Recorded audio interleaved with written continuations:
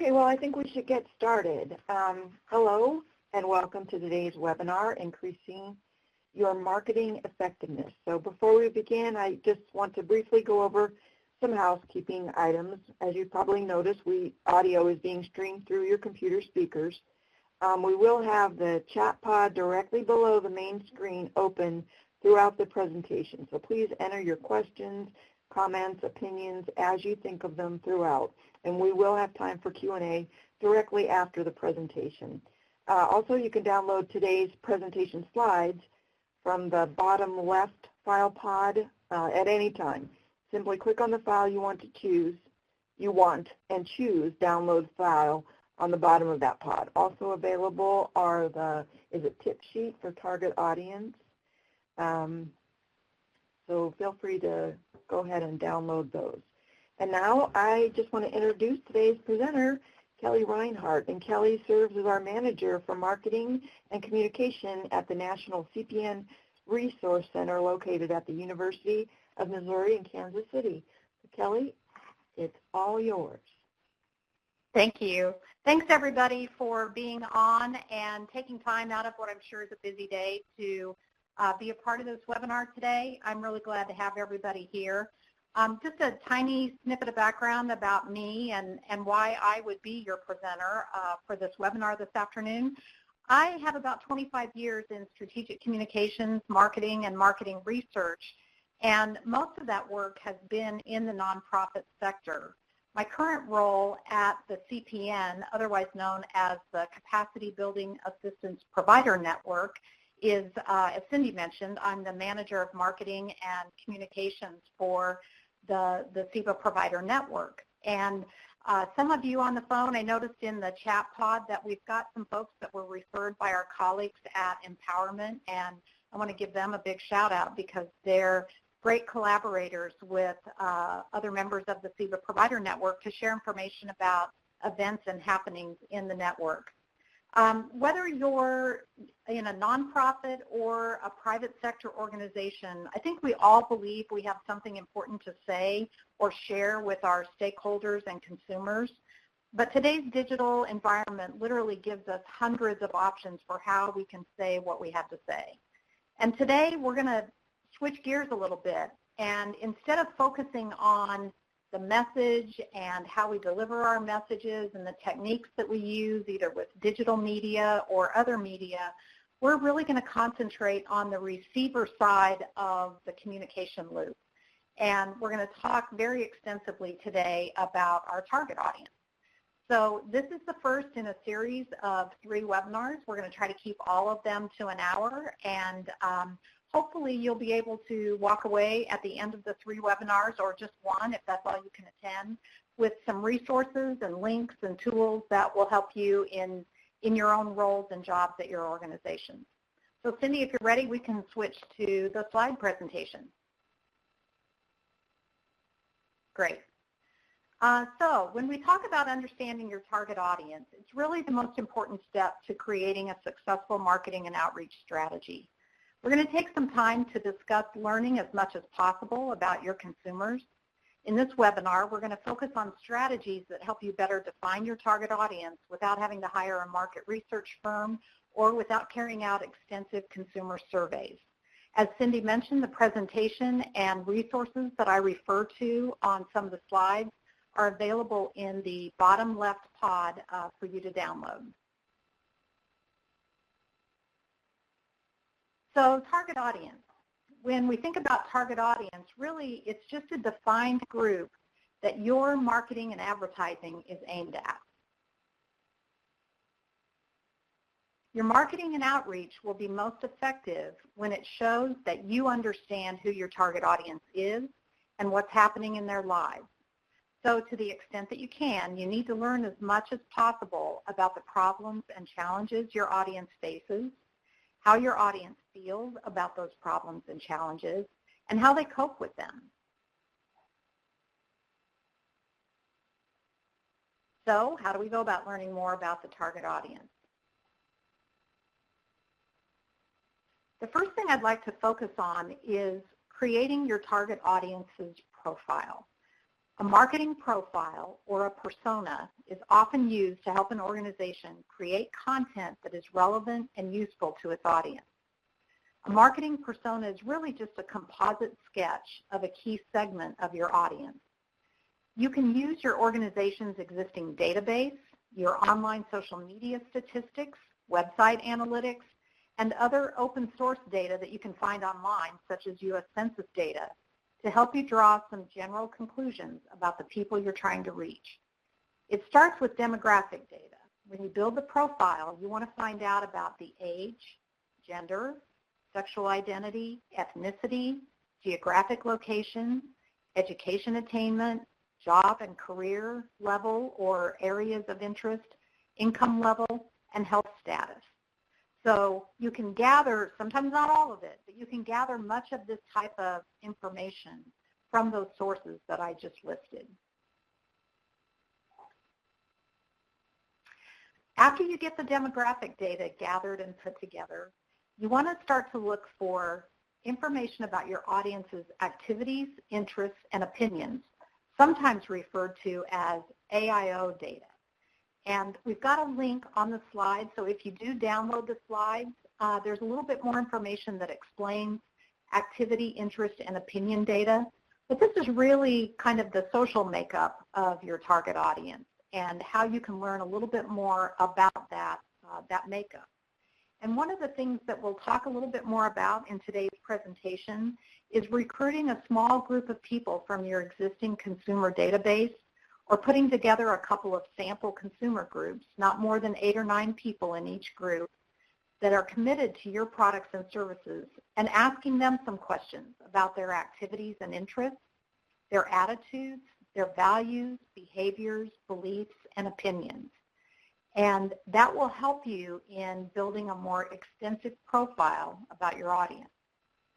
Then when you put all of that information together, you end up with a marketing persona or more of a consumer audience segment sketch. Based on all of this information, you'll have a foundation to begin to understand your audience's needs. And this, in turn, allows you to determine how they might interact with your products or services and how best to get information to them. So as I mentioned, personas are often used as a way to build more specific sets of characteristics around your target audience needs. Personas are fictional characters. They're created to represent different types of people within a target audience. Personas could be used to understand attitudes or behaviors of a person who might use your website, access your services, or visit your program site. In our case examples for this webinar today, we will build a persona for 2 different types of audience members. The first is Milena, shown in purple. She works in a local health department. And the second is Michael, shown in dark teal. He's an individual in a high-risk group for acquiring HIV/AIDS, and both live in Miami, Florida. We have formulated some very basic demographic data about both individuals as a starting point for our case example today.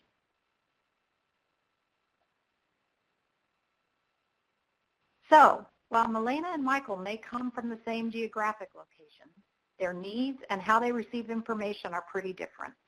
For the purposes of our example today, Milena is going to be a professional working in a public health department, and Michael is going to be a person at high risk of acquiring HIV. To successfully reach these 2 individuals with messages and information, we need to understand more about them. Online tools can make the information gathering process a lot easier. We're going to focus on a few examples of how we can use websites to obtain information about a target audience. A number of credible open source websites can help you learn more about your target audience without having to conduct your own primary market research. The tip sheet that is available for download has some examples of open source research information and links for how to access it.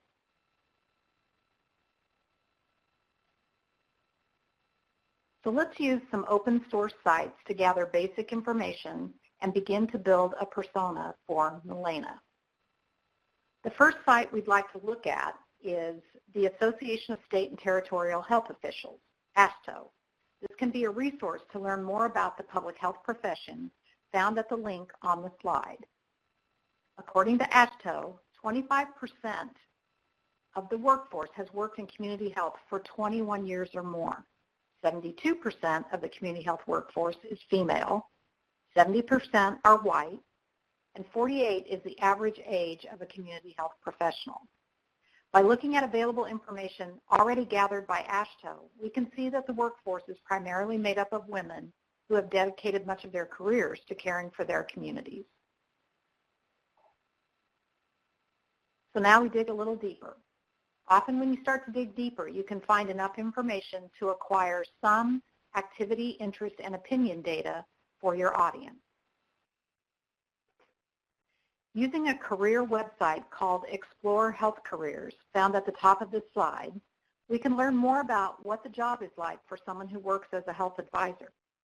Using an online career tool can be useful to understanding more about Malena's roles and responsibilities. When we know what she might be experiencing in her work, we can be more confident in our outreach to her about how our services can help her solve problems or address challenges.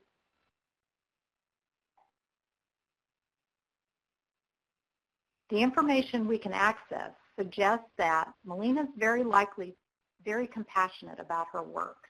And she's also a good contact inside the public health system because of her connection role.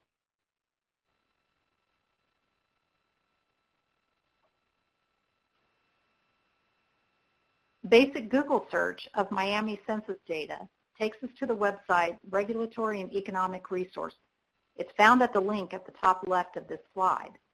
Here we can learn more about the county and population characteristics, such as income levels and ethnic diversity of the county.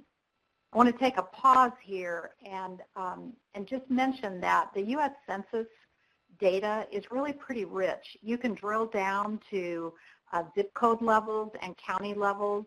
So if you do have specific outreach for your organization that is geographically targeted, don't overlook the U.S. Census website and their population health statistics as a data source for your program.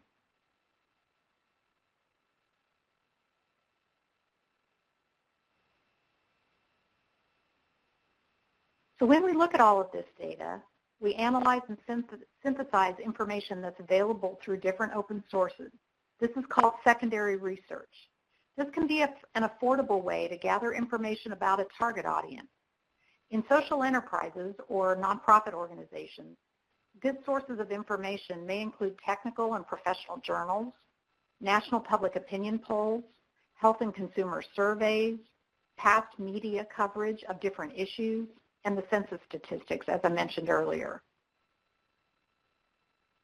So when we look at all of the information that we've been able to gather about Malena and her role in a public health organization, we might be able to surmise that she's looking for ways to simplify the process for her patients and clients to gain access to quality health care. She's likely feeling a lot of empathy for clients due to the complexity of their cases, and even more likely to be exhausted by her job on many days. So here's the slide that's in front of you now is kind of the beginning of a profile or a persona for the public health workforce as a target audience. And we've segmented that public health workforce just a little bit more specifically, and we've started to build a profile about Malena, our fictional target audience member. She is a Black female. She's approximately 41 years old. She works as a community health advisor. She lives in Miami, Florida. Some of the activity, interest, and opinion data that we can assume points us in the direction of believing that she's compassionate and empathetic, and she probably wants to make a difference in her community.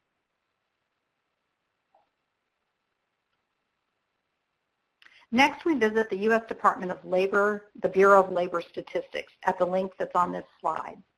We can see that the type of position Malena holds may require a bachelor's degree, and many employers in the field require the Certified Health Education Specialist, or CHES, credential. Requirements for community health workers vary, and some states have certification programs for their community health workforce.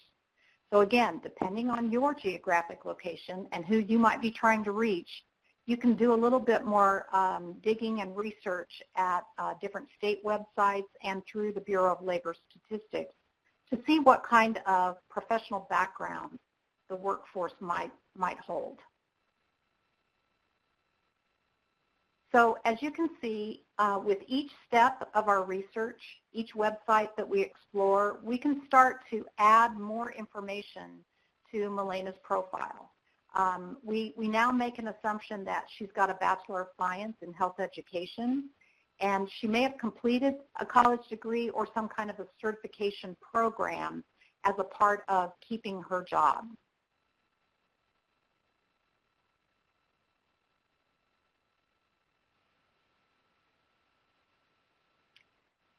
Next, we try to understand the habits and activities inside a public health workforce. So we go back to AASHTO, and according to AASHTO, 12% of community health positions are vacant, and of that 12%, only 24% are actively being recruited. This gives us one more nugget of information about Malena's likely work in the field. We know that she's probably required to get continuing education, and we also know that from the AASHTO data, the workforce may be missing people in the workforce, not filling positions, and that helps us make some assumptions about whether or not Malena's overworked in her position.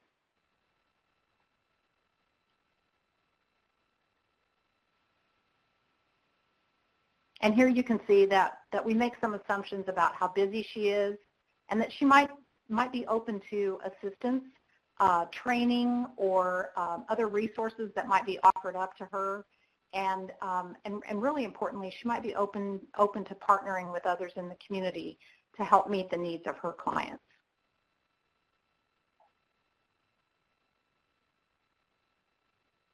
Now that we know more about Malena, what can we do to shape messages that will resonate with her? Where does she get her information, and how will we get our messages out to her? Before marketing messages can be formulated and decisions made about how to deliver those messages, there's more information needed about the target audience. And this is where I wanted to talk a little bit more specifically about focus group discussions. Focus groups are really a great way to discover more about your target audience from your target audience. This is where we don't make assumptions. We don't use secondary research data to cause us to decide what it is that our clients may want or need. We're going to go talk directly to them. Typically, a focus group lasts 1 to 2 hours in duration and includes somewhere between 6 and 9 people, with a facilitator leading the discussion. Using information that emerges out of a focus group discussion can help an organization develop appropriate messages for informational or motivational materials. It helps identify myths, misconceptions, or beliefs that people may have about your product or services, and it helps identify preferred media for reaching your target audience. The tip sheet available for download in our download pod has more information about how to conduct and analyze information from a focus group. I also want to point out the asterisk information on our slide here. If your organization happens to be directly funded by CDC, I want to call your attention to the Paperwork Reduction Act and mention that clearance is required for standardized data collection from 10 or more respondents in a 12-month period. So again, if you're directly funded by CDC, that's something that you're going to want to check into and maybe get some additional guidance on. But for the general population and for many of us who are doing some basic research by using a focus group, there are some basic steps that we need to follow. We have to define the purpose for having the group. What do you most want to learn? We have to establish a timeline. We identify and recruit participants, as I mentioned, usually 6 to 9 people. And you want those people to represent the audience you most need to reach. Develop a list of key attributes for your participants. Each focus group should contain people sharing similar characteristics such as age, sex, and socioeconomic status. Using the list of attributes, brainstorm about possible participants from your existing client database and your network of contacts. Secure names and contact information, finalize the list, and invite your participants. The next step is to generate the questions for your focus group. What specifically do you need answered about your target audience? Don't get too many questions for a 1 to 2 hour session. You really want to allow time for people to talk and for you to listen. Create an agenda with the amount of time to complete each question and section. Choose a location for your focus group. Choose a free location like a library or a church. Request someone to sponsor food or snacks for your focus group. It could be someone that you partner with or maybe one of your organization donors.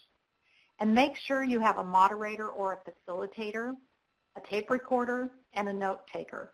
This way you don't miss or forget key information that's shared during the focus group.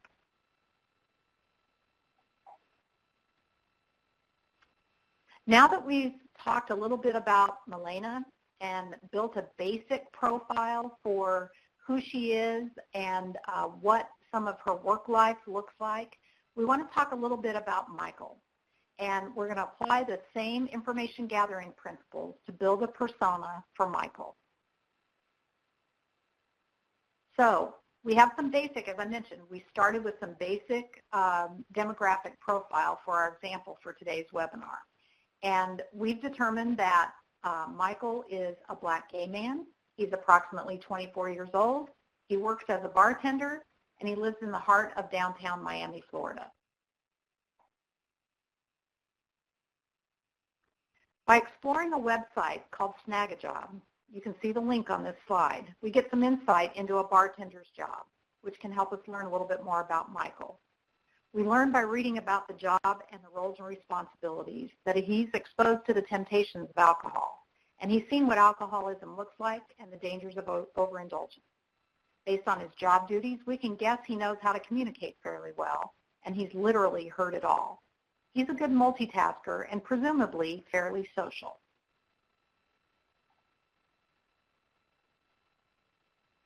Further reading on the website, shown here, the information suggests that Michael likely has not pursued post-secondary education based on the average education of people in similar positions, and his income is relatively low, and he probably has a hard time making ends meet.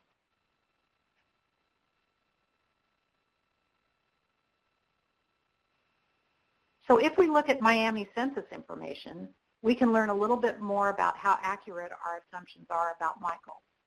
And I'm not going to take us to the website, but we do have a direct link on this slide to U.S. Census facts for the Miami-Dade County area.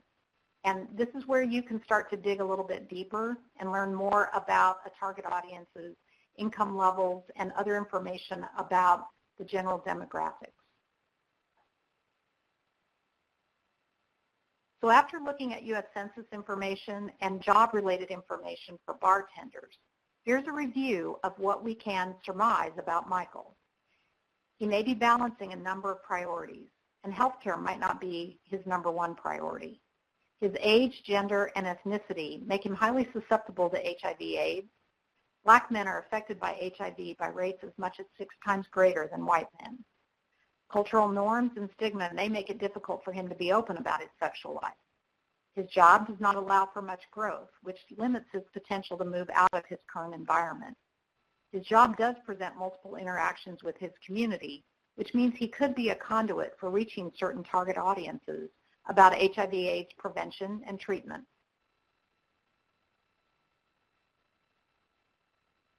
Based on Michael's age, gender, race, and education, we can make some other assumptions about his use of technology and social platforms.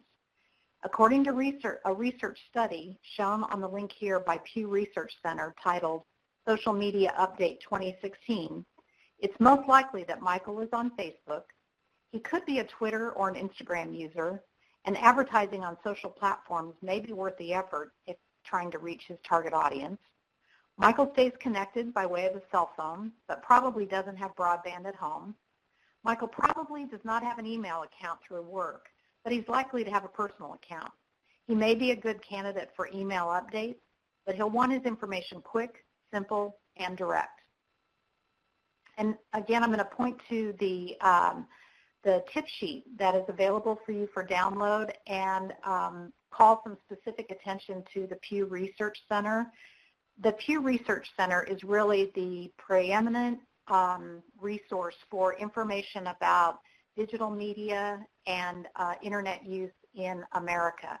They've really been in the lead on this research for quite a number of years, and all of their reports are available free on their website. So please check that out. Now what we'd like to do is, with our colleagues at Black AIDS Institute, we developed a little bit of a case study about how some of this target audience research might play out in a real-world circumstance where an organization is gathering information, they're trying to reach out to a specific target audience, and they have a very specific social purpose in their outreach to that audience. So Black AIDS Institute is a nonprofit organization whose mission is to stop the AIDS epidemic in Black communities by engaging and mobilizing Black institutions and individuals in efforts to confront HIV. Through its training and capacity building program, Black AIDS Institute provides tools and training to Black serving institutions, organizations, and individuals to help move the more than 500,000 African Americans living with HIV into viral suppression.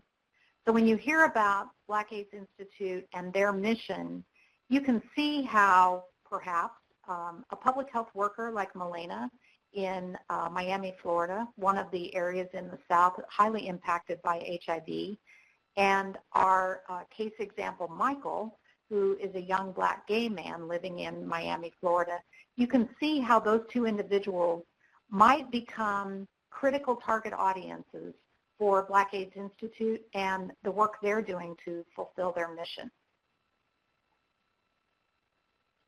So what we've done is we've taken our persona of Michael and we've surrounded it here with the information that Black AIDS Institute has gathered, baseline information about young Black men and HIV/AIDS in the United States. And this gives us a little bit more of a story.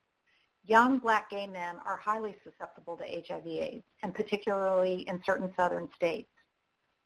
Cultural norms can make it difficult for them to be open about their sexual lives. A job isn't the only community connection that they have. Their faith life, their family, and civic responsibility are also very important parts and elements of their lives. Popular opinion leaders carry a lot of influence with this population group. So Black AIDS Institute has basically helped us build all of this information surrounding Michael, and it helps them as an organization think about how they would want to reach out to a high-risk audience for HIV/AIDS prevention. So when they go about developing a marketing strategy, they think about, with the information they have available, they initiate various activities to formulate their strategy and how to reach out to their target audience. They identify and engage with various members of Black communities, faith leaders, elected officials, Black celebrities. All of these different sectors can help identify possible focus group participants to learn more about the target audience. They plan focus groups and prepare questions to determine appropriate social media, email, or print material that would be most desirable to reach the target audience that they're trying to reach. And then they begin to identify potential strategic partners for messaging and outreach at the implementation stage of their marketing strategy.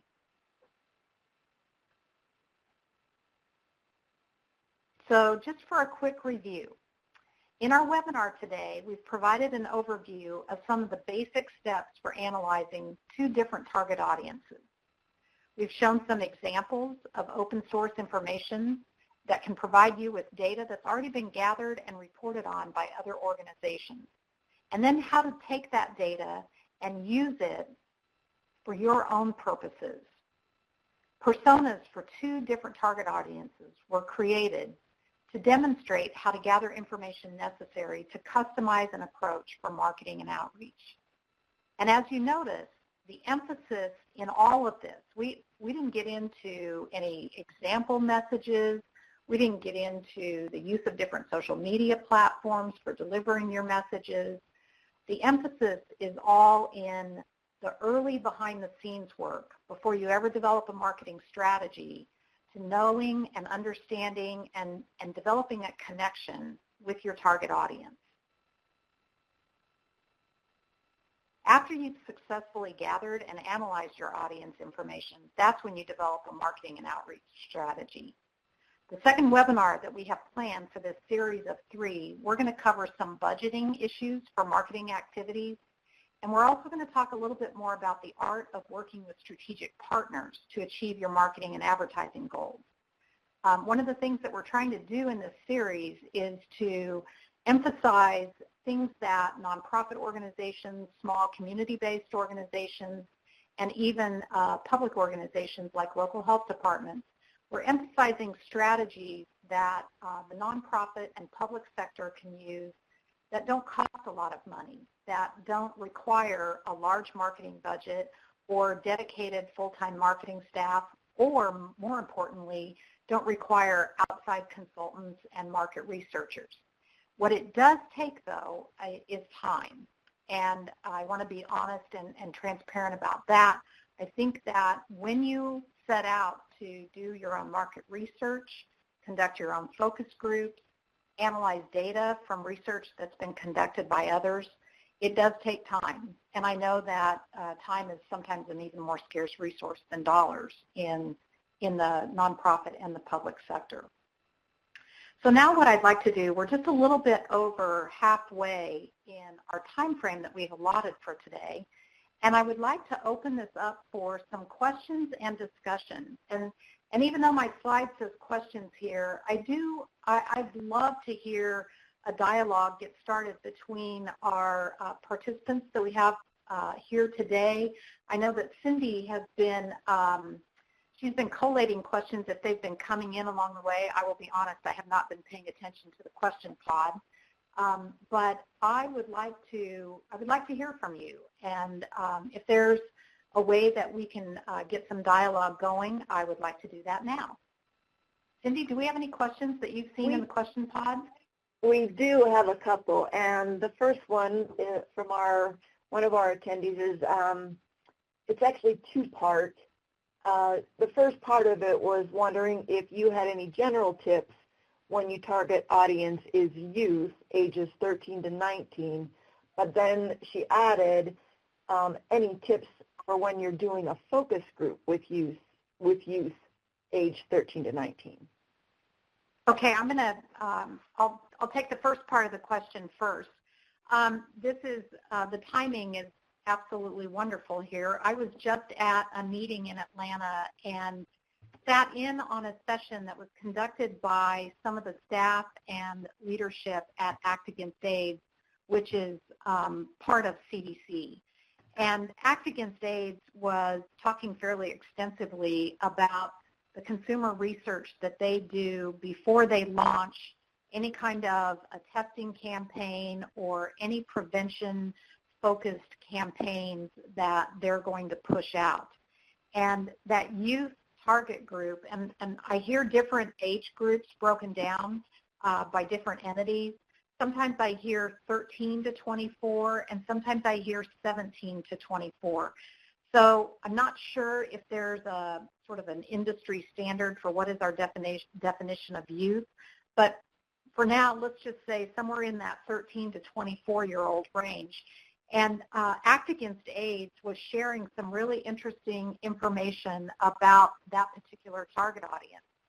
And they also referenced the Pew Research Center and some of the latest data and information that has recently been put out by Pew in terms of what social platforms young people are using the most. And Instagram and YouTube, that particular age group, 13 to 24, apparently is, and I don't have the slides that Act Against AIDS was using in their presentation, but I do remember that Facebook use has dropped dramatically in that age group, and Instagram and YouTube are the platforms that they are using the most. I would recommend to the person asking the question that you definitely check out Pew Research Center. See what they've got on that particular demographic, and when you get to their website, don't get overwhelmed because they just have the number of reports and the research that they conduct nationally is very extensive. They have a pretty good search engine on their site, so you could search for not only the digital platforms that you want to use to reach those people, but what kinds of studies have they already done about the attitudes and beliefs of that particular age group. So that would be one resource that I would definitely recommend. And then when we talk about focus groups for that same age group, I think you're definitely going to want to partner with different organizations that already have foothold, for lack of a better term, with that target audience, and try to get a venue that's frequented by your audience, or a product that you know that audience is particularly interested in or dedicated to. Try to get somebody who already has their attention to help you recruit them for a focus group. And trite as it sounds, get food. Food is an incredible motivator, and it's a little bit of, it's kind of a way that a lot of cultures welcome others. When we share food with people, we're giving them a welcome, and we're sort of leveling the environment for everyone, and it's a great icebreaker. So if you are a nonprofit and you've got a funder that would be willing to do boxed lunches or bring in pizza. I've done a lot of focus group and pizzas can be pretty cheap, where pizzas were brought in.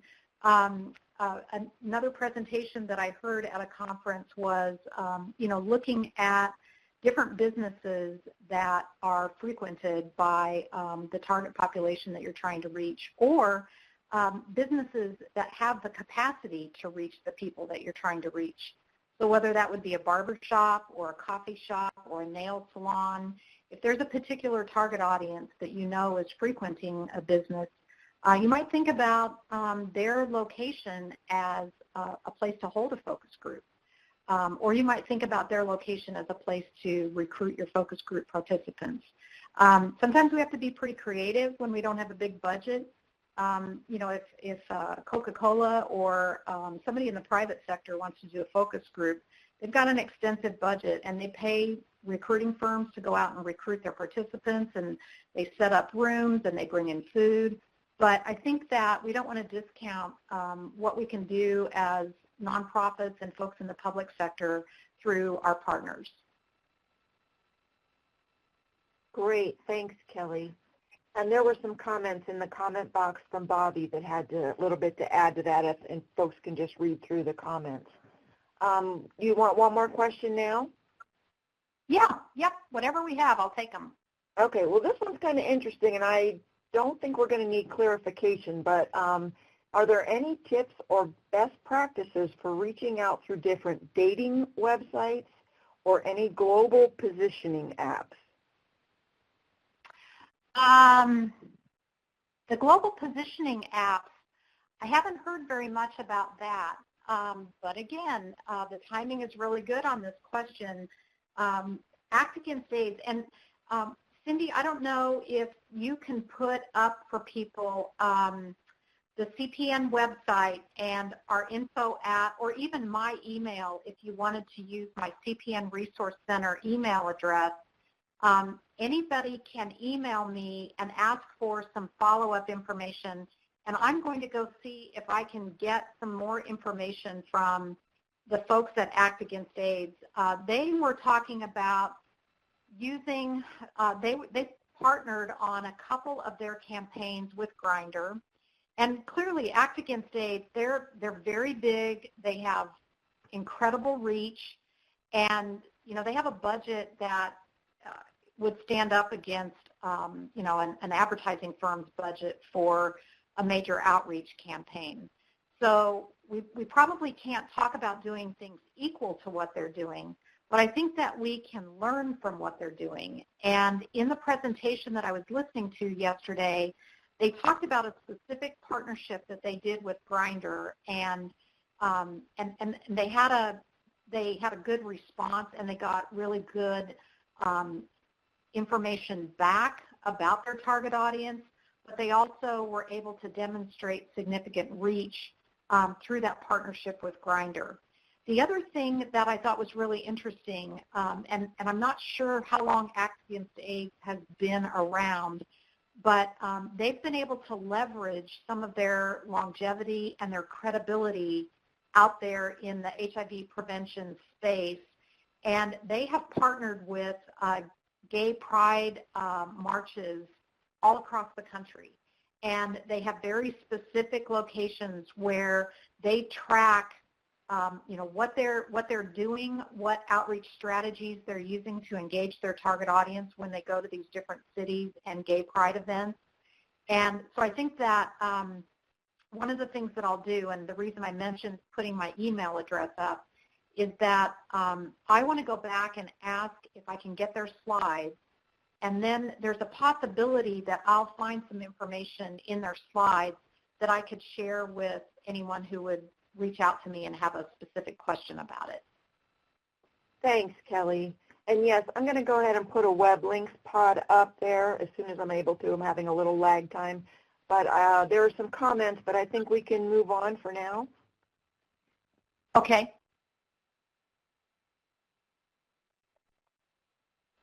Are there other questions, or do I need to respond? Oh, I'm sorry. I meant move on with the presentation. No, there are actually a few responses to what you've been saying and to the questions in the comments pod, so everyone can read those. But there are no other questions at the moment. Sorry.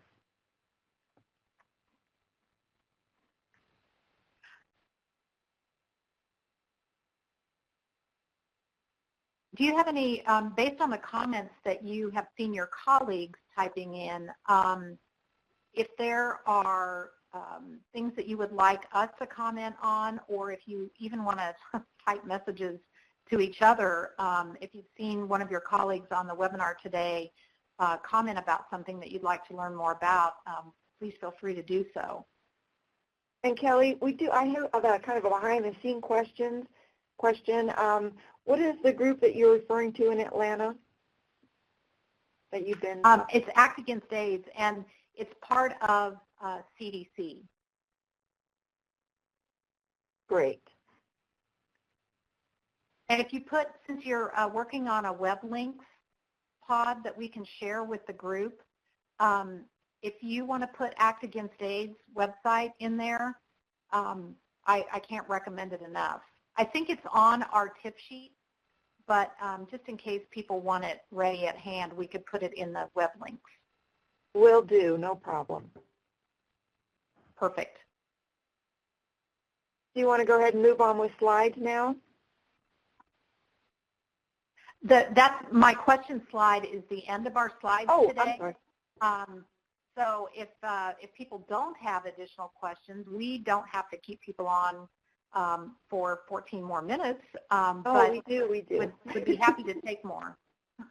Yes, there are more questions. I wasn't sure if there were more slides. My apologies. Okay, the question is parental notification before youth as young as 13 needed or required for participating in focus groups? You know, that's a really great question, and I'm not sure of the answer to it.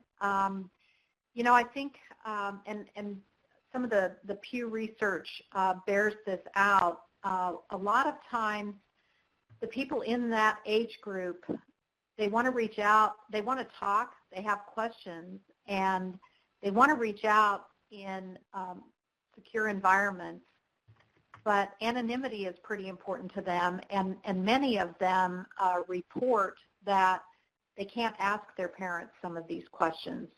So that can be a little bit of a fine line, and I would say that If your organization already has some guidelines, if you are a youth-serving organization and you already have guidelines about how you engage or involve young people in activities or services that your organization offers, most certainly follow those overarching guidelines. If you partner with a youth-serving organization to try to either recruit focus group participants or perhaps work together to get messages and outreach out to that youth audience, ask that youth-serving organization, what their guidelines are and whatever their bylaws or regulations might be if they're a public organization about how they can directly reach out to or engage young people in their services or activities. And, sometimes we do have to make some educated guesses if we're going to do an outreach campaign to people who are, younger than 18. Sometimes we don't get to have those direct contacts to gather that information. But again, I think we can be creative. We can look at other organizations or entities that are definitely working with that target population. Maybe you hold a focus group with middle school counselors and you try to gather secondary information if you can't talk to people that young directly without parental consent. You might be able to get parental consent, but again, I think that it could skew your data a little bit because young people whose parents are, really open and they have a good dialogue going with their children, those kids are going to give responses that would be very different than the group of kids who don't feel comfortable talking to their parents. And they are a part of that target audience that people need to reach. So it's a little bit of it is kind of guessing and testing the waters along the way. I know that wasn't a totally straightforward answer, but I think it's probably going to vary depending on your organization, your own, governing rules and guidelines for working with youth populations, and then working through partners who also work with youth populations. Thanks, Kelly. And I just wanted to say thank you to Bobby. She has added a couple comments, and as far as the parental consent, she believes that it depends on the state, and she's in New Jersey, and they are able to, I think. I'm not sure what that quite means. There are other comments about using icebreakers. They are good if they're not too personal and not too long. Something innovative and youth-friendly. I think I agree with that. We have another person typing in right now, so we'll see if that's a question coming in. Oh, Bobby's letting us know that he is a he. Thanks, Bobby. I apologize. We have one of our colleagues is Bobby, and I'm just so used to referencing her, so I apologize.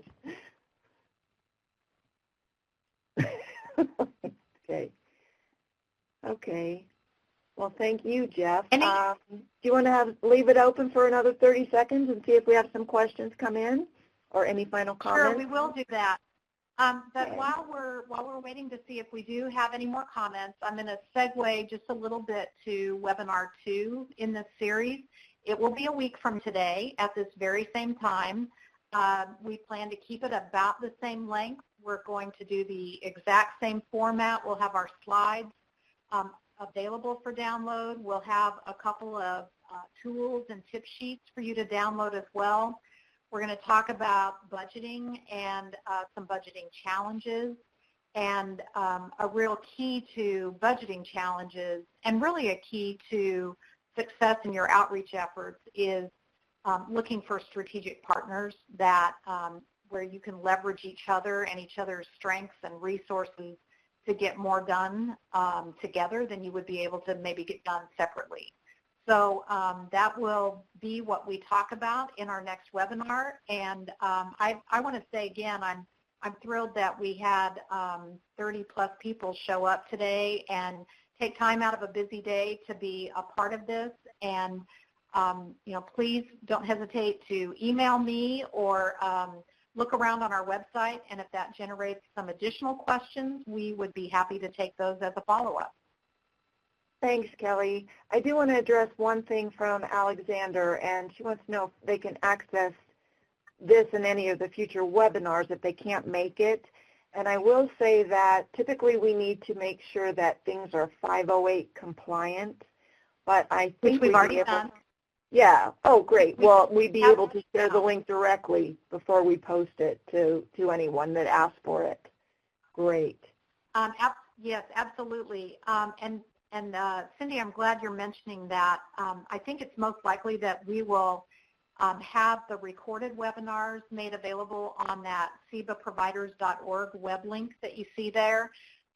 So if you want to come back and or if you want to share with someone that you know working in the field that might be interested in watching today's webinar, or if you want to share future webinars that you might not be able to attend, we will post them at sebaproviders.org. Great. Thank you. Somehow our questions box disappeared. I think that's all. There's a comment from Bobby. Want to give it 30 seconds now? We'll give 30 seconds. Thanks again, everyone, if you have to drop off.